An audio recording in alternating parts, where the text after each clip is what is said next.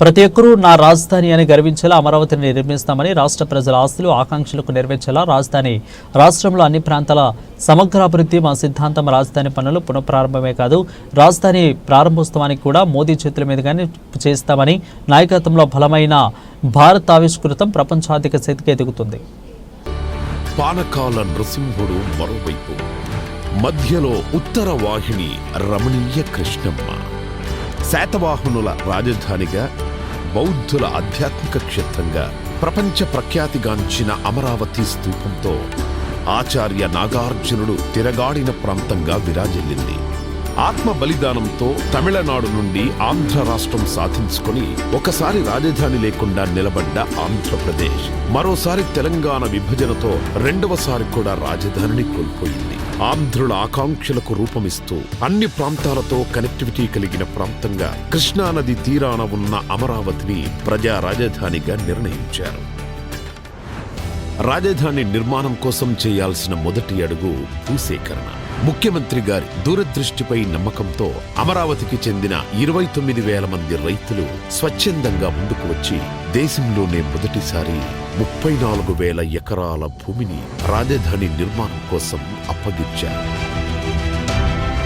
దేశవ్యాప్తంగా పవిత్ర ప్రాంతాల నుండి తీసుకొచ్చిన మట్టి, పుణ్య నదుల నుండి సేకరించిన నీటితో ప్రధానమంత్రి నరేంద్ర మోడీ గారి చేతుల మీదుగా ముఖ్యమంత్రి చంద్రబాబు గారి విజన్కు పునాది పడింది.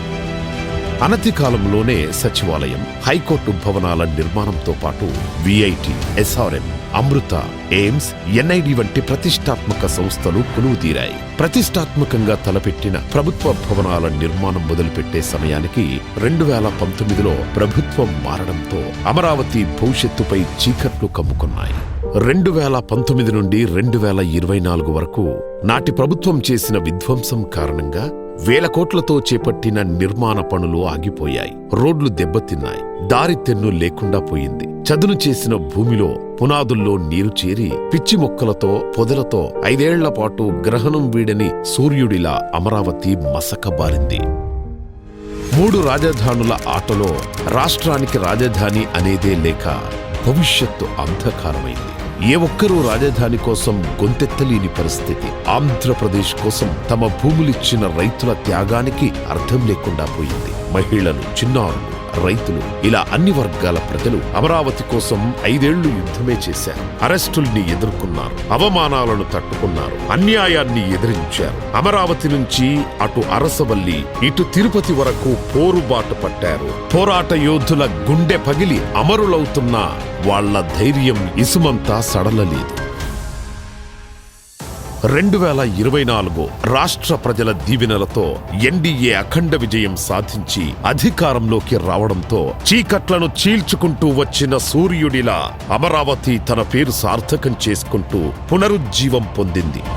కేంద్ర ప్రభుత్వ సహకారంతో అమరావతి ప్రస్థానం మహోజ్వలంగా మళ్లీ మొదలైంది. అంతర్జాతీయ ప్రమాణాలతో ప్రపంచంలోనే అత్యున్నత స్థాయి నగరంగా నిర్మాణానికి సన్నద్ధమవుతోంది.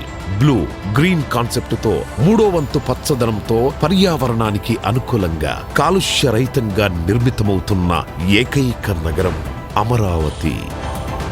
బయోడైవర్సిటీతో కూడిన అద్భుతమైన విశాలమైన పార్కులు, district cooling system, piped gas, storm water, cable connectivity లాంటి సకల సౌకర్యాలు భూగర్భ వ్యవస్థ ద్వారా నివాసాలకు అందనుంది. సైకిల్ ట్రాక్ నుంచి విశాలమైన గ్రిడ్ రహదారులతో నగరమంతా రాజటీవీతో నిర్మితమవుతోంది.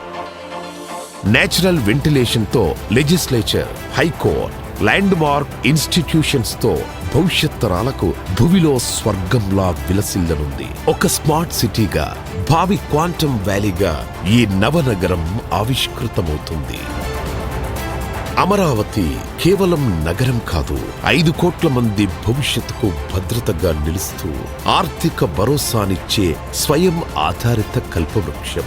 రాష్ట్ర నలుమూలల నుంచి ఉద్యోగం, ఉపాధి కోసం పొట్టచేతబట్టుకొని వచ్చే ప్రతి ఒక్కరికి అక్షయ పాత్ర కానుంది మన అమరావతి.